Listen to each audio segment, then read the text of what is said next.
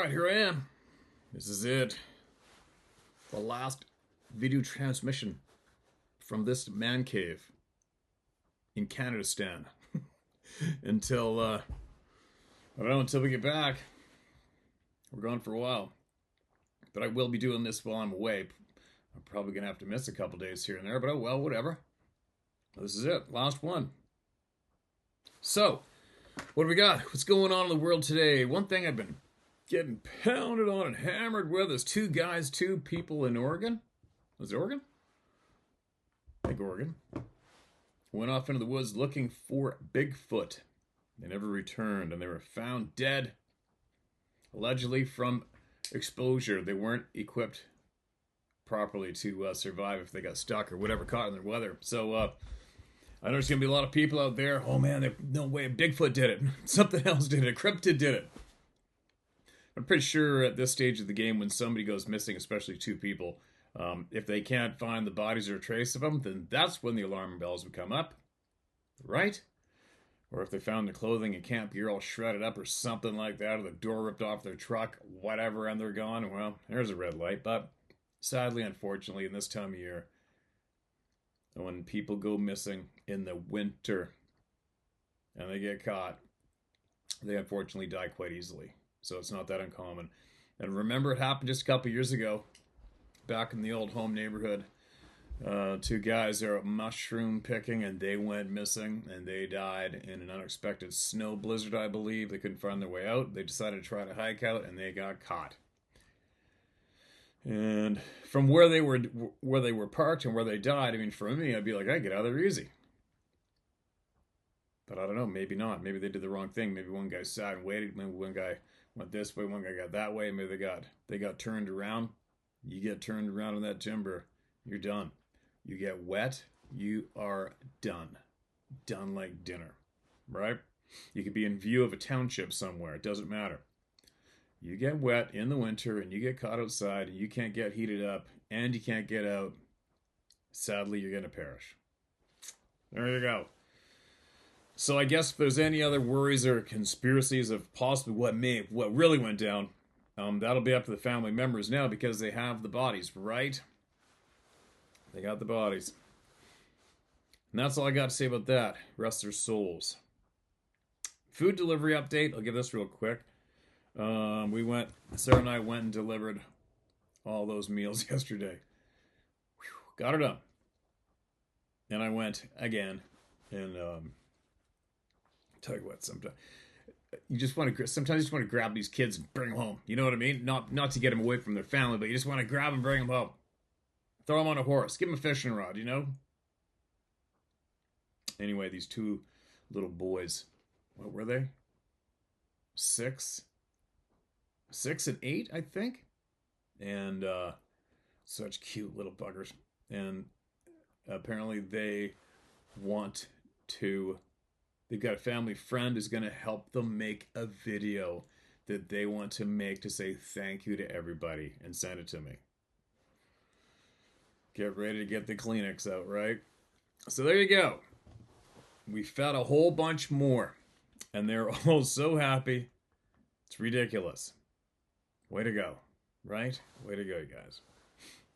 There you go. So I'll save that. We'll see if we get that video from those little rugrats. And the second I do, we'll share it up. Okay? Now, who do we have that needs to be heard? Sabe encounter, demons, spirits. Hope this is working. The audio and everything's plugged in. Yep. Spirits and UFO encounters. Oh. Hi, Steve and the How to Hunt family. My name is Judith Hayes, and you can say it. I fear no one. Sweet Judith. You're one of my people. I'm 65, and ever since I was a child, I have witnessed all the beings in my title several times. I think you meant your life. When you started doing your live video interviews, when you start doing your live interviews, I'd love to have a chance to come on and talk about my experiences. There's just too much to write here. But I want to show you and any listeners something I found a year ago that is most interesting.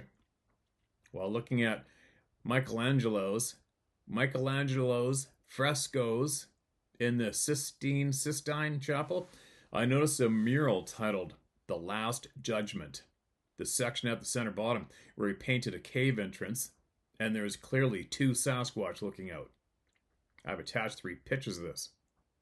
First, from farther away so you can see where they are located on the fiasco, and the other 2 showing close-ups of the creatures. If you look online at the fresco, you will see that they usually have a candelabra directly in front of the portion that shows the cave. No shit. Still recording? Yeah. That's dirty pool. I don't think they're doing that to obstruct you seeing it. I just think that's the exact center, and that's where they placed a table to hold the sacraments during church services. These frescoes were painted in the mid-1500s. I love what you're doing to bring this and other subjects to those with ears to hear. I'm looking forward to telling you about my Sabe experience in 2015. I was 2 feet from the Sabe male for 4 to 5 minutes. That's like a week. I got a really good look. And he was 95 to 99% human. Did you pick that up?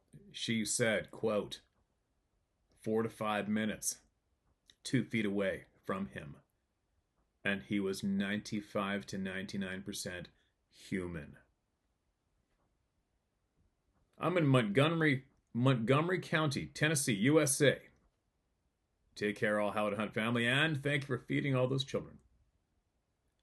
There you go. I've seen this before. Interesting, right? No surprise. Oh, real long arms, too. But the thing about this is, you guys, there's no... for us, the people that know and our brains function, should that even surprise you? Of course it's going to be a part of our history, right? And I'm not saying this to you, the original emailer. I'm just saying this to the world. Of course it's there. It's everywhere. The truth is in our face everywhere, and not only when it comes just to this topic, but many others. All right? Thank you so much for sending us that kind email. And make sure I don't forget about you. Hold on a minute. What am I doing? I guess I can mark that as look into, so I can add you to the folder. Uh-oh, where'd it go? Seriously? Hold on a minute. So I can add you to the folder to be spoke with. Look into. I definitely want to hear your experience for sure. I'm sure everybody else would be interested too. Now, Hawthorne tree is the title of this email. Hi, Steve. JMK from the UK here. I just heard you say that you weren't familiar with the hawthorn tree. Here's a picture of a tree and some branches. You wouldn't want to try to climb one. I did as a teenager trying to see what was in the blackbird's nest, and I ended up with thorns in my scalp and arms and hands. Mother wasn't impressed. You do realize that these will more than likely go septic, she said, but they never did. In the UK, it's been the go-to hedging for farmers all over the country. It's slow growing, but once laid as a hedgerow, nothing can get through it. The thorns growing easily 2 to 4 inches in size, but over the last 100 years, with everything being built on, and you'll be hard-pressed to find a hawthorn hedge in the UK of any real size, due to the soft bastards going, oh, I've been pricked. And the next thing is a complaint goes into the council about that lethal point that was stopping them from rambling, replaced with a barbed wire fence. Very countrified, not. With the demise of these hedgerows, we've lost a massive amount of the hedgerow bird population over the last 7 years, and it's aided the feral cat population in their slaughter for amusement of our indigenous bird population. There's no point trying to save the odd hawthorn tree you see, because it'll just be destroyed to stop anyone making an insurance claim against the council whose land it's on. Easy money. Where there's blame, there's a claim. Culture imported from the USA in the 70s. Thanks, America. In a place the size of the UK, it's a devastating implement. Do you realize that the USA is 40.6 times bigger than the UK? Getting rid of something in the USA can be overlooked, but do it in the UK and our little island is changed forever, never recovering. Some of those hedgerows were at least 200 to 300 years old, some older. The UK has had its day. We're finished as a nation. It's just an island being overrun at a pace by third world vagrants who only want our money and failing benefits. Here's a picture of a hawthorn tree and a picture of the branches and the very effective thorns. They'd flourish around your farm and would make a great natural barrier. And they have beautiful flowers. Stay safe. Happy New Year to you all. JMK. Oh, those are some nasty looking thorns, aren't they? Check that shit out. I would want to fall into that, but I'm pretty sure if I did, I wouldn't sue somebody unless I was an ultra pussy. Right? But society's been breeding ultra pussies for a while now, unfortunately. And they're probably the same ones that would be like, oh my god, did you say the word pussy? Sorry. Not sorry. Here is the hawthorn tree in bloom with flowers. Look at that. I've never seen... I wonder if... Do you think I would have seen one in Norway when I was there? Maybe, huh? Probably. I know when I was in New Zealand running around the mountains, I noticed one thing, that there's nothing in New Zealand that's going to get you on the ground.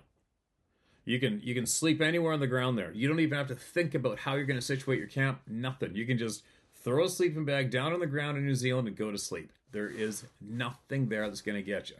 No poison, no teeth, no claws. Ain't gonna happen. But the vegetation makes up for it. The vegetation will get you in New Zealand. So I wonder if the hawthorn trees are there too. Probably, right? Probably. Now, who's next? This next one is titled Disabled Boy. I'm sure you guys can hear me, right? Hello. I've recently stumbled upon your YouTube videos and really enjoy them. And as a hunter in my younger years, seem to never find time anymore, I greatly enjoy your info and videos. I will be the first to admit I had a hard time believing Sasquatch existed, as surely someone should have captured true, undisputable video or pictures. However, after viewing your videos, I am a believer. You're a straight shooter and not a bullshitter, and your word is enough for me. Thank God. Appreciate reading that. I do apologize for emailing you here, but I didn't know how else to contact you and have a special request. 10 years ago, my first child was born. In the first 20 hours of life, he nearly died and was airlifted to a bigger hospital. By the time he was 4 days old, he had been airlifted again to McMaster Sick Kids in Hamilton, Ontario, and was in an ICU. He stayed there for 2 months before he came home. He was near 6 months old before he was diagnosed with a rare form of muscular dystrophy. His life expectancy was 4 years. He's kicked the hell out of that and celebrated 10 years. On May 17th, 2019. Oh, this is an older email, damn it. It takes a lot to become an elite amongst them people I have respect for, and you, sir, are one of those people. I'm wondering what it would take to have you take my son on a hunt, accompanied by me. I honestly have no idea on species or what age he could do it, but I know it's something that would mean the world to him, and there's no one I would want more to do it with. I apologize if this is the waste of your time reading this message, but if you don't ask, you don't know. Thank you for your time, Danny. Donnie. Sad news. I hate hearing about kids getting dealt a rough hand. It sounds like you're making the best of it, which is frickin' awesome.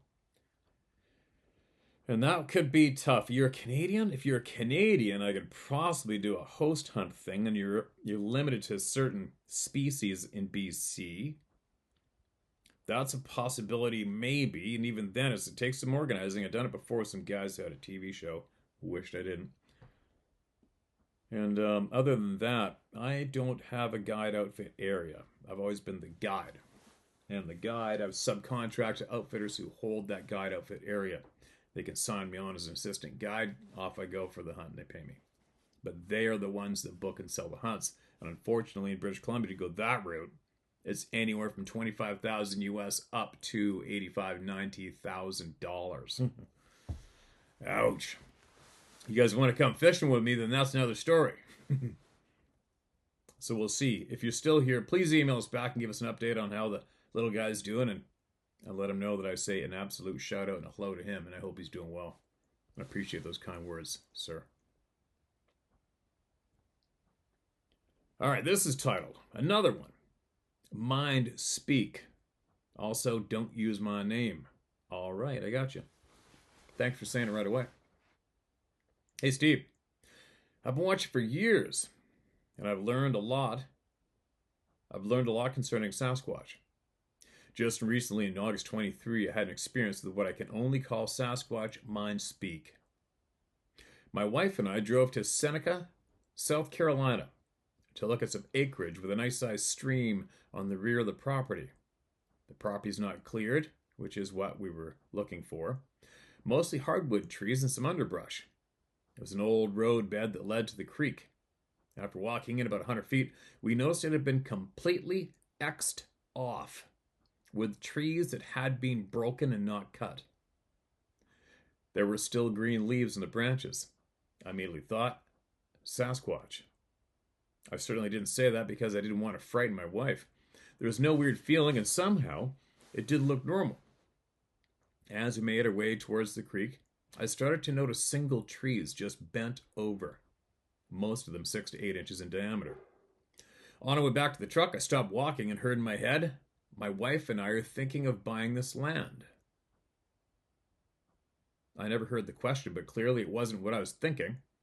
Then I heard, you are welcome here. It was so clear and audible in my head, I knew it was a Sasquatch. I never felt uneasy or smelled anything. When we were driving away, I told my wife what had happened. Her first question was, just, you are welcome? I joked and said, he meant y'all. At least that's the feeling I got. That's my story, and I'm sticking to it. I'm including a couple of photos of the trees if you're interested. You changed the world, my friend. Keep it up, and thank you. All right, not changing it without people like you, and there's a bunch of trees. Score right up there.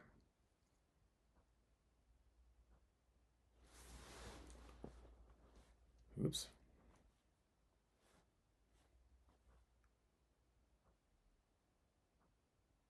And where's the next one? Hold on a minute. Ooh, yep. That's a big break and a big green tree. Look at that one.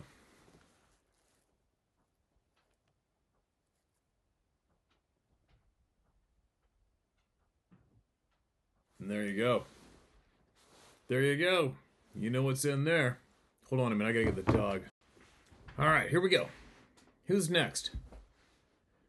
This is titled Sleep Paralysis. Hi, Steve. Glenn Gunn back. You can use my name. I just listened to the email sent in about sleep paralysis. I'm hoping this helps other people who have felt the same, and here's mine.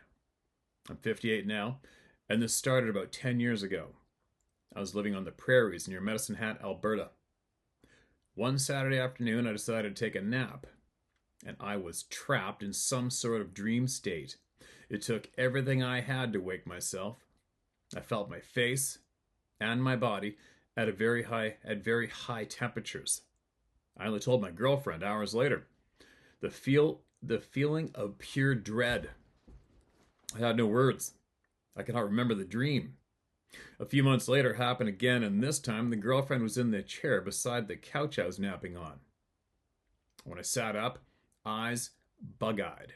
She was freaking out. She said my face was purple, same as before. I could not remember anything. Just the dread thing. And needless to say, it happened about 12 more times. Always when napping, it baffles me. I can end the dream quicker now, as when I feel my temperature rising. Hard to explain the feeling. It's the same dream, but I'm not sure it is. It's like I'm seeing a different version of me. No idea how to explain. When I wake, I remember everything. Within a minute, it's all gone. Whatever it is, it makes my body react radically. I now know almost immediately when I'm starting this, and one day I'll just let it play through. I used to have nightmares as a kid, and this ain't it. This is different. If anyone else has this, I would love to know. Thanks, Steve, for what you do, man. Things are changing. Voices are being heard. Thanks to you. I may get my answers from here. Perfect. P.S. Bring me back a t-shirt. Haha, Glenn. Okay, Glenn. Let's see who throws down in the comment section below, right? Now, one thing I wonder... hold on, what's this? If you try hypnotherapy, all right? I had a hypnotherapy. It's a very popular thing if you can be hypnotized. I don't know if you can or not. You have to go find out. But hypnotherapy. We actually had a world famous rock star communicated with me a handful of times in the past couple of years about an experience he had when he was a kid in a tent with a screen on the roof with the tent fly on top, you know what I mean? He looked up and saw this huge hairy thing over top of the tent looking down at him when he was a boy. And he said he wants to go to hypnotherapy to see if they can unlock that moment and see exactly what went down. I think he's done it yet. They got a lot of shit on the go currently, but I'm sure he's going to share it with me when he does. But I would suggest that, all right, man? Check that shit out. Hypnotherapy. Hypnotherapy.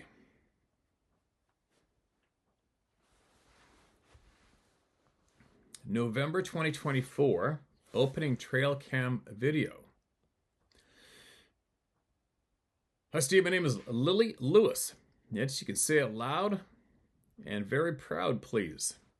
I'm a long time, 3 years, channel member, and I'm so grateful for the truth you and we, the people, are getting out there. I've had a few encounters with Bigfoot as well as that dog-headed beast. And the crazy thing is that these encounters happened when I was a mere 5 to 13 years old. Both happened in rural locations.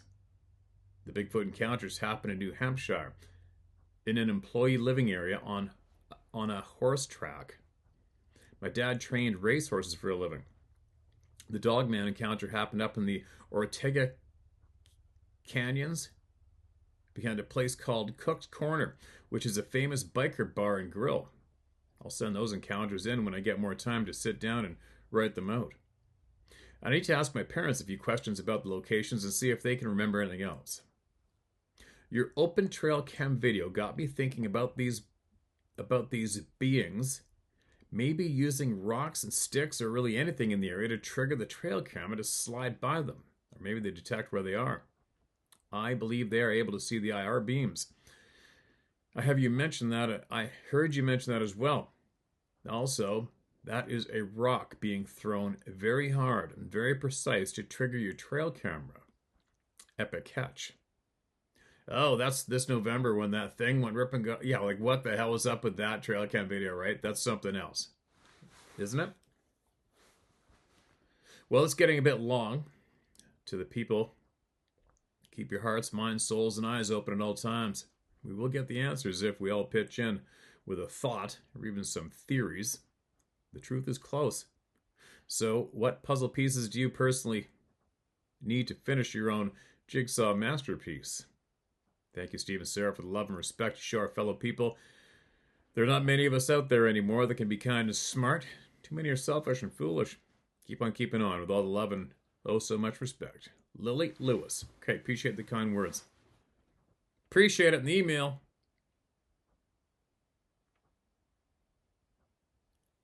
Crazy. It's endless. It is endless.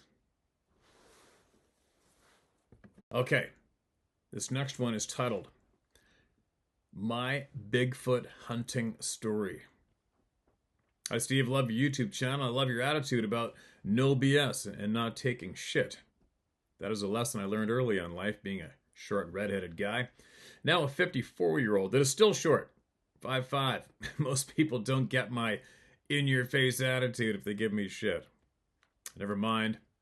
None of those assholes have actually been in a knockdown, drag-out, bare-knuckles fight, which is an experience more boys should have in teenage years. It would teach them not to be such an asshole.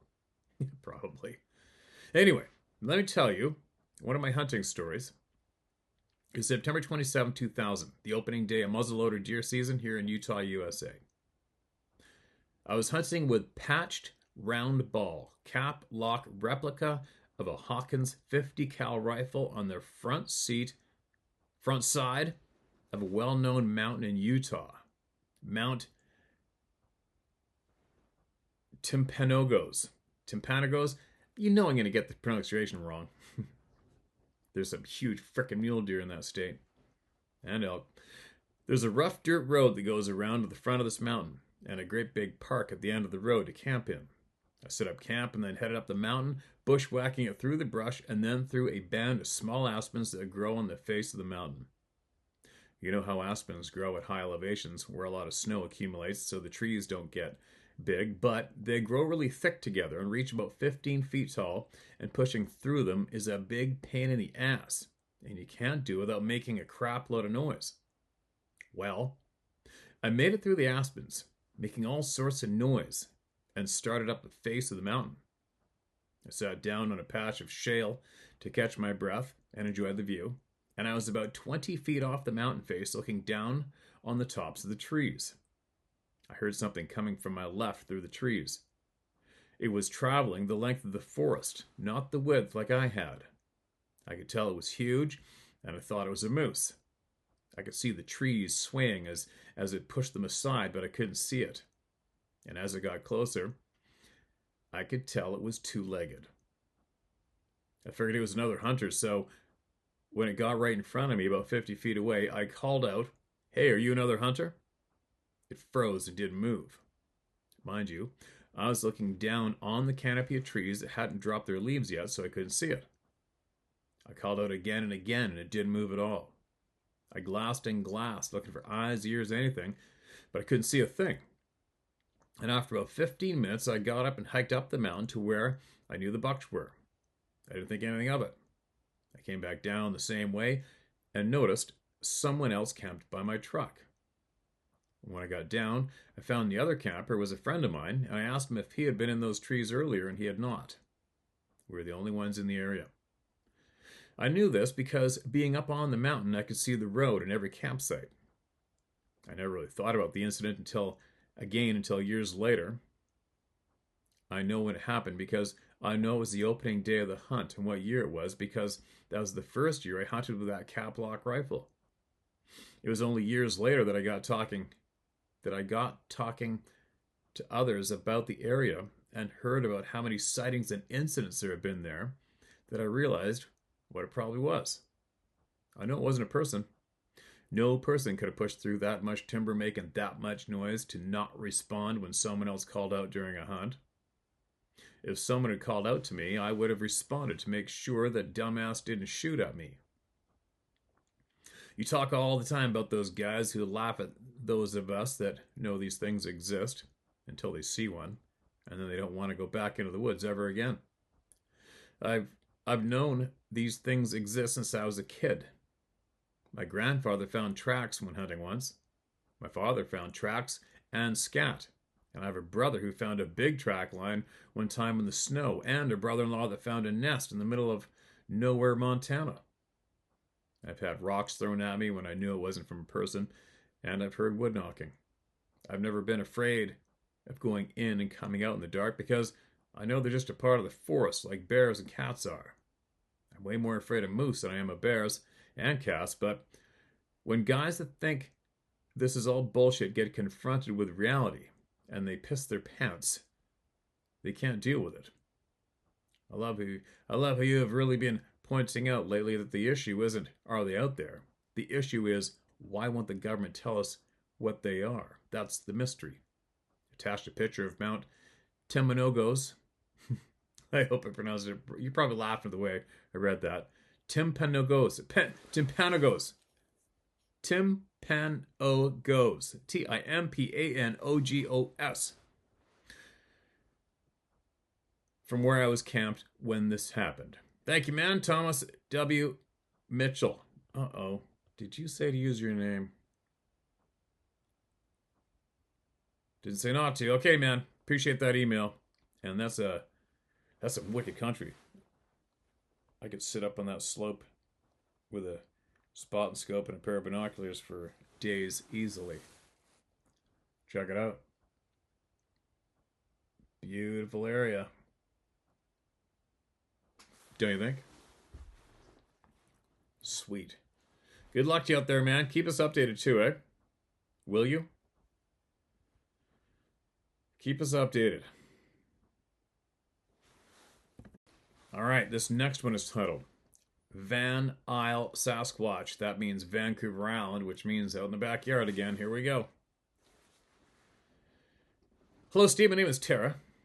I was born and raised in a town called Ladysmith, BC. Ladysmith is a town between Nanaimo and Duncan on Vancouver Island. I know it well, and you probably grew up with Pam Anderson. Some background on my story. My childhood home was situated southwest of Ladysmith, not far from Stocking Creek and Heart Lake. We were surrounded by forest and every animal native to the area. Saturday mornings, we would often go to the local dump with my father for entertainment. We would sit in our car and honk at the black bears and watch them sift out the trash to find a meal. I was fortunate to be raised in the 80s, when kids could still be kids. My freedom was unlimited. I spent my time with the neighborhood kids building forts and exploring the power lines near our home. We never encountered a black bear or cougar in the power lines, but there was always evidence, tracks and scat, that they were close by. When I was about 10 years old, I had what I believed to be a life-changing Sasquatch experience. One evening, my father, a very religious and kind-hearted man, called me to the kitchen patio door. He said there was a bear in the garden. So I came running over to see the bear. We had fruit trees in our backyard, and being mid-fall, we knew to expect bears. My dad and I stood at the sliding glass door, staring into the large red eyes of what we thought was a black bear. It was dark out, and all we could see was an outline and the glowing eyes. Being a curious child, I started to knock on the glass door, trying to get the bear to move. To our shock, the bear stood up, just like a large man in the dark, and held its glare at us. Its large red eyes never budged. I heard my poor father gasp. He and I stood there for just a few seconds until my dad pushed me with a fast force from the glass door. Then he pulled the curtains shut. I could not understand why he was so afraid of that black bear. And as quick as a hiccup, he ran around the house, locking all the doors and windows. I tried desperately to get the answers out of my dad that night, but his tongue was tied. The next day I heard him say to my mother that he thought our red-eyed visitor was the devil. 30 years later, I still ask my dad questions about that night, and he said it was the largest black bear he'd ever seen, and refuses to say any more. Deep down, I know he thinks it was something else, something non-human, and certainly not a bear. And to this very day, I have never seen that kind of terror in my father. Could we have just seen the elusive Sasquatch? I'd like to believe we did. To me, it is the only reasonable explanation. One thing that is for certain, I am a believer. Sounds like you're a knower to me, Tara. Feel free to share my letter. Very truly, Tara. Appreciate that email. You're not the only one around there. I don't know if your dad's still with us, but if he is, you might want to send him this video, you know? You might want to send him the video. Just so he knows. Do you know what I mean? Like, what a shitty thing to harbor inside your head. Too scared to talk to it, even with your kids. And maybe this would help him, knowing that we're all here, right? This next one is titled My Experience. Hello. Been listening to your stories, both hunting and Bigfoot stories, ever since I heard the bear encounters with the powderless bullet story. Great story, by the way. Yeah, great story, not so great experience. But I especially like the Sasquatch stories that you and the others have experienced, and I have one of my own. This happened in 1973 in the high Sierra Mountains when I was 19 years old. A couple of friends and I decided we wanted to go on a backpacking fishing trip to the Sierras. We lived in Southern California at that time, and it was about a 6-hour drive to get there. The place we decided to go was called the Hilton Lakes. It was a series of 3 or 4 lakes, as I remember, so off we went. The first day there, I believe we made it up to the second lake. Saw a couple other people on the trail that day doing the same thing. Then on the second day, we decided to make it to the third lake, fishing each lake as we went. That afternoon, after doing a lot of walking, we decided to take a dip into the freezing cold lake water. There was still some snow along the lake, so you can imagine what that was like. Yeah, yikes. We all jumped in, and I think I was on my way out of the water before I even hit the water. It was really cold, but refreshing once you were out. After that, we had to start heading back down the hill because one of us, I don't remember which had to be back home in a couple of days. We got to the second lake later that afternoon, and not seeing anyone else that day, and decided to do a little fishing before it got dark, which we did, and caught a couple small rainbows, which we had for dinner that night. And after dinner, two of us were sitting around the campfire while the third one of us were about 30 yards away at the lake doing a few dishes. And all of a sudden, a rock about the size between a baseball and a softball hit the ground just outside the light of the campfire and came rolling into sight, probably 10 feet from us. Instantly, we both turned and looked at Lance, who was just finishing up the dishes, in the opposite direction from which the rock came. Well, that night around the campfire it got pretty quiet. The only discussion I remember was between Mark and Lance negotiating which one of them was going to sleep in my small two-man tent that night, seeing I was the only one that brought a tent on the trip. I think it was Lance's turn, but Mark managed to negotiate the trade of some brownies that we had made for a spot in the tent. There's no cliffs or overhangs which the rock could have rolled down from, nor did we see any trace of people that day. The next year, Mark and I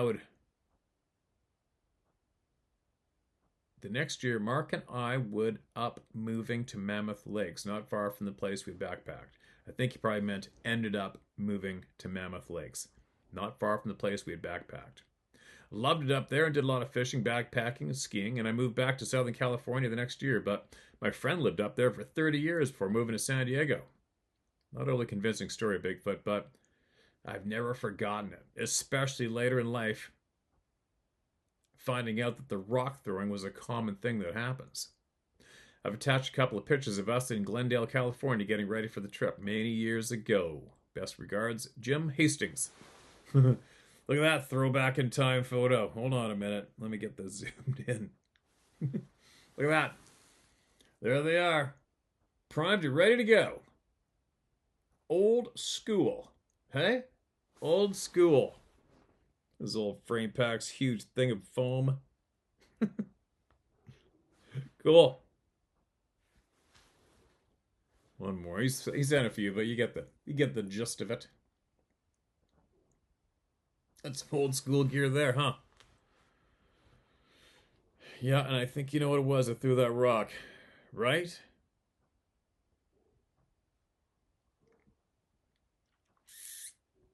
You can hear Adventure Dog out in the yard doing her job, letting somebody know they're in trouble if they come over here. This is titled, I Was a Skeptic Until My Experience. Now I'm convinced these beings exist. That's all it takes, right? First off, love your channel. Listen to them all. Keep it up. All right, I'll try to keep this short and sweet.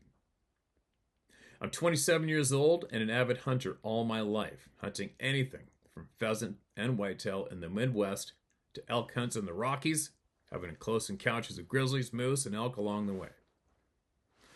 My story took place in the fall of 2018 in Minnesota, where our family owns close to 500 acres of land near Redwood Falls, Minnesota, along the Minnesota River. The thick Timber River Valley can't be more than 4 miles wide at the widest points, surrounded by cornfields and prairie grass as it flattens out into the open plains. Not exactly an ideal spot for one of these beings to live, so I thought. Sounds like hunting heaven to me, by that layout. This story starts off like any other hunters, a bow in hand, enjoying Mother Nature on a cool morning sit, waiting for a big buck to pass by. My deer stand sits at a choke point where the deer funnel from the prairie in front of me down into the valley behind me. The valley drops down a few hundred yards down to the river bottom into thick, thick woods. A key point to the story is the big cedar patch that creates a big blind spot behind my left shoulder, just 20 yards away. You can't see more than 10 yards into that patch. Otherwise, I have a clear view all around me. Around 9 that morning, about 30 yards in that cedar patch, what I heard was something I could never imagine or describe. The best I can describe it is a mix between a loud grunt, like someone getting punched in the gut with a slight growl at the end. It was extremely loud as a shotgun blast, echoing through the valley, and made me damn near jump out of the stand. Holy shit, that's loud, right? I stood up in fright and watched the thick cedar patch to see what the F that was. The only logical thing I could think of at the time was a loose cow getting out of the pasture about a mile away. They never leave the yard, and is looking for the rest of the herd. Then thought, there's no way that was a cow. Not with that sound, not that loud. About 10 seconds after the noise, something massive hit the leaf-covered ground with such force I can't even describe it until I heard your recent video, quote, the pivotal encounter, end quote, where you described it like a backhoe taking a 200 log and hitting a tree full force. This was similar. Whatever it was, hit the ground full force with substantial weight behind the swing. You could hear underbrush, branches, sticks, and leaves getting smashed with something massive as it hit the ground. I was in disbelief as to what I heard. I didn't move, and the fear started to set in as it kept happening again and again, about every 10 seconds for a minute, 5 to 6 total times. Whatever this thing is making a point to stick around to see what my next move would be. That sounds exactly what happened to me, right? At that point, forget the hunt. I wanted out of there. I quickly text my old man, who was hunting about a mile away, that I'm getting down and walking back to the truck right now. After I swiftly packed up my gear and bow, I started my way down the ladder, and whatever it was stayed and watched long enough to see me get down. It took off down the hill, sounding like a bull elk breaking massive branches, sticks, and leaves, rustling as it went down into the valley. It made it down the hill about 200 yards away in around 12 to 15 seconds. This thing was hauling ass. At that point, the fear took over. Not a damn chance I was going to go peek over into the valley to investigate. I got out of there, basically running back to the truck about a mile away to the opposite direction it headed, luckily. I waited at the truck and met up with my dad once he was done. And he asked why I got down so early. I told him, and he basically blew it off, saying it was probably a cow or something. I thought, no way. Not that sound, not that loud. If it was a cow, it wouldn't be scared of humans. Whatever it was, knew I was in the tree before I knew it was there. I think it grunted at me with that first noise, then proceeded to hit the ground to see what I would do. Once I started to pack up and get down, it watched me. Once I started to pack up and get down, it watched me the entire time. I got to the ground, and this thing took off. There's no way a deer, a moose, or elk, or any other animal would stick around like that. Not that close, considering we don't have any large land mammals like that, so it would be pretty rare. Haven't brought it up since, and I won't tell anyone because they will all say it's BS. Whatever it was no human or any native animal in this area. But on one hand, I wish I would have seen whatever it was just for confirmation. But on the other hand, I'm glad I didn't, because if I did, I would fear going into those woods again. This event hasn't deterred me from going hunting, but for sure walking in the dark into those woods. It'll always be in the back of my mind. You got that right. It's never gonna leave. It's not possible for it to leave. I was a skeptic, but after my experience, I think these beings are out there, even in the Midwest. I can't imagine they would or could be here without being spotted, but after that, I'm a firm believer it wasn't a human nor an animal that was watching me that day. Thanks for taking the time to read my story. Best of luck. Thanks for taking the time to share it. The best of luck to you, man. They're there. They are everywhere. We had military people email in of seeing them in the Dakotas and the prairies. Not a stitch of cover anywhere. And they seen them on the military base. Etc., etc., etc. All right, one more. One more. Well, fair size email, too. All right, let's get into it. Sasquatch stories from the Blue Ridge Mountains. Now, Steve, I found your channel a couple weeks ago, and since I have hunters in my family, and my boyfriend's a hunter and tracker, I was enjoying your wildlife scenery and hunting stories. Then I came across your Sasquatch stories, and I'm hooked. So I thought I'd share my stories with you, as the area in which I live, Bat Cave, North Carolina, is known for its largest natural granite fissure caves in North America. I moved out to an area 5 miles north of Bat Cave, population 175, back in 2011. Built a small home on my modest 8 acres. I have a river in front of me, and it backs up to miles and miles of wilderness. Wanted to get out of that rat race and found a slice of heaven. Sounds like you did. I have neighbors. I can see their lights at night, but that's about it. Any town with food or gas is 12 miles away in any direction. Within 3 days of moving into my new home, I had a dream that a pair of eyes were watching me from the woods out back. It was penetrating. Woke me up. I figured it might have been a panther, which have been spotted here in this area, and I had moved into its territory. Whenever I'm out working the yard or planting, I'm always looking around and leave both doors open, front and back, just in case. A few days after that, it was early spring, I heard the loudest, freakiest, horrible screams coming from the ridge on the other side of my driveway in the middle of the afternoon.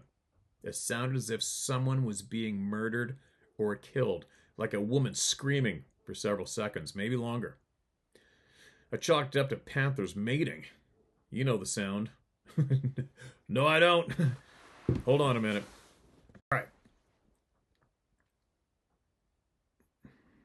Within a couple of months, I found a neat pile of rocks, twigs, and dried flowers left on the top steps of my garden about 20 feet from the house. I found it odd, as it was placed there like a gift, like what a little child would do, but because I've had odd things happen to me that don't make sense in my life, I brushed it off and kept working. Then, a few days after that, I found another neatly stacked pile of rocks, twigs, and dried flowers on my back steps. A little closer to home. Still thought it was sweet and kept working. About the same time, one night late, around 11:30 p.m., while I was reading, something big and heavy body slammed the house and scared the bejesus out of me. Whatever it was forceful. Could not have been a man, and the impact was about 7 feet up from the foundation. I chalked it up to a bear. Do they do that? I mean, why would a bear run at my house? I found bear shit on my lawn. I have bobcats and foxes living on the property, and killed a copperhead on my walkway this summer. I don't scare easily, and I have a Mossberg and a pistol for any emergencies. Now, I heard there were 3 other Sasquatch stories around here, all within 4 miles as the crow flies in the past few years. One made national news, and there's a video. I'll try to find it for you. But the one story I wanted to hear firsthand was from a woodsman, a loner who is a hunter and tracker. It took me a year or so to get to know him well enough to get him to tell me his story one night while we were alone. He was one of the foremen for a logging camp about a quarter of a mile from me. Around the same time as mine, he was living on site in his camper when one night he was awakened by this smell. He said it was a combination of skunk, vomit, and cat piss, etc. He leaned up and looked out the window, and it looked right at him, grabbing a branch before turning away and striding off. He said he was frozen and couldn't even reach for his .22 mag. He said all the hair on his body stood up, He gathered it was about 8 feet tall and over 300 pounds. And the next morning he went out and said he saw a huge footprint, about 18 inches long next to the camper, and saw where the branch was broken as it strode off. This man doesn't scare easily. And for a while there, thought he'd go hunting for it. He says he's never seen it again, but when he's out in the woods and the hair comes up on the back of his neck, or he feels like he's being watched, he gets out of there. Hunting season is back on, so I'm waiting for some venison backstrap or bear chili that he brings back to me. 4 years later, and we're still good friends. Here's the clip taken about 3 miles north of here that a vacationer got taking his dog out early in the morning. He thought it was a bear, as he desperately was calling his little dog back, till the thing stood up and started walking across the field.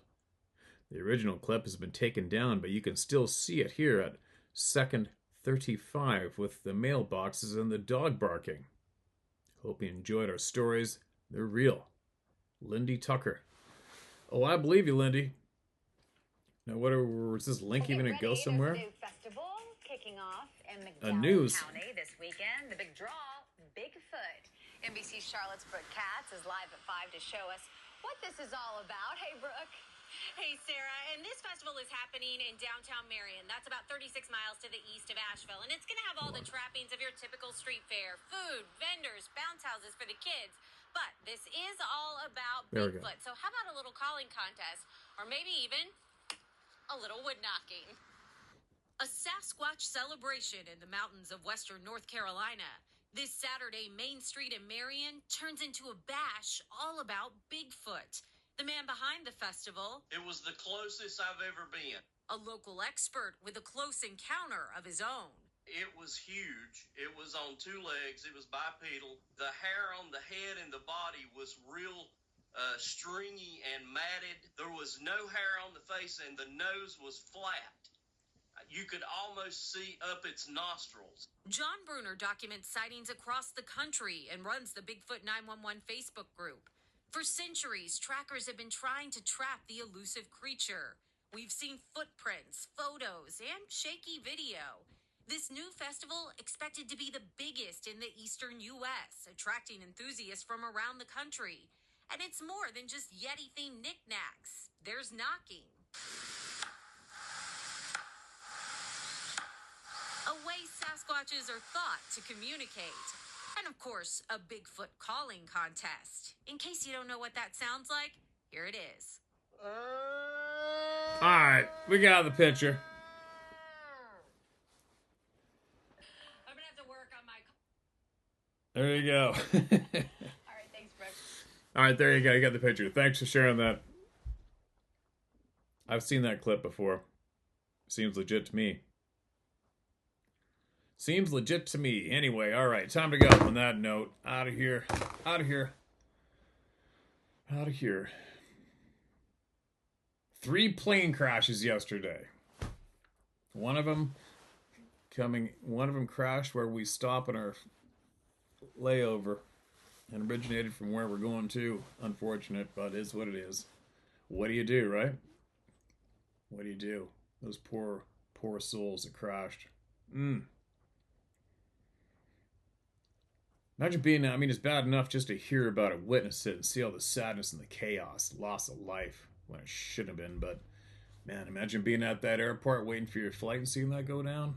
Ooh, the psychological damage there, huh? For how many people? Anyway, here we go. We're out of here. Leaving North America. I'll keep you guys posted as we go, and stay in touch, and I will maintain sharing everybody's voice. All right, so hopefully, if you got your order in, if you ordered something from Sarah, you did it yesterday, and she's getting all that shipped before we leave, and then you'll have to wait for her to ship when she comes back from her holiday. All right, share my story at howtohunt.com. Get your truth shared. Get it off your chest and get it out there and get it known. All right. Truth always, honesty always wins in the end. Be safe out there. Happy New Year. Have a great, safe, happy New Year, all right? We'll be back later. It's day 3. We did a hike alongside this valley. So it was 4 rams. We're still up there from yesterday. It we looked about a mile down and found a bunch of ewes and lambs and 2 monster billy goats together. It's kind of funny looking. And we're gonna go into this basin now, this big one, and see what's in here. It's a good hike. This country is unbelievable, and we're having a lot of fun. And some crazy gnarly country here. Awesome experience. Pretty incredible.